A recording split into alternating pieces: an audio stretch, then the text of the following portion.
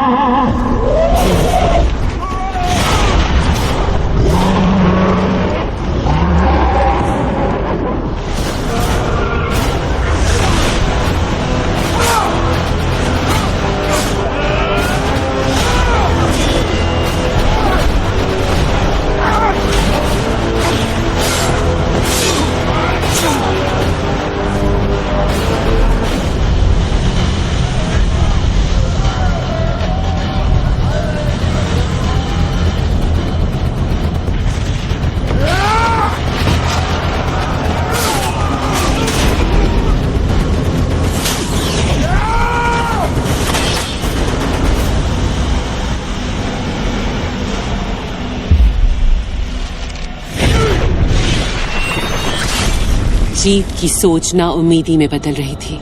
हजारों मरे, सैकड़ों उनके अपने थे। ये सब एक सोच के लिए हुआ, आजाद यूनान, जो लोकतंत्र नामक एक एथेनियाई प्रयोग था। क्या वो सोच इस लायक थी, इतनी कुर्बानियों के लायक? थेमिस्टोक्लीस ने फैसला राजा डारियस पे छोड़ दिया। तभी मारकाट के बीच एक लम्हा आया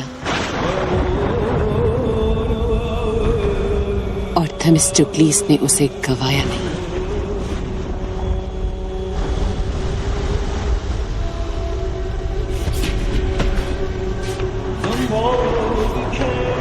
एक लम्हा जिसकी गूंज सदियों तक सुनाई देगी। एक लम्हा जो उसे सिपाही से उठाकर सियासी ताकत की ऊंचाई पर ले जाएगा।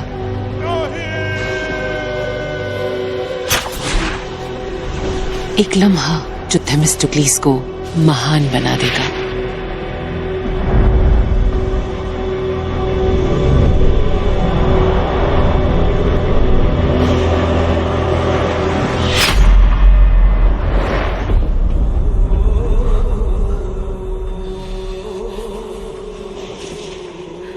हालांकि उस पर तारीफों की बरसात हुई, लेकिन थेमिस्टोक्लीस का दिल जानता था कि उससे गलती हुई है। वो डारियस का बेटा था ज़र्क्सीस, जिसकी आंखों में उसने इंतकाम की आग देखी थी। थेमिस्टोक्लीस जानता था कि उसे उस लड़के को मार देना चाहिए था। वो खूबसूरत गलती उसे हमेशा सताएगी।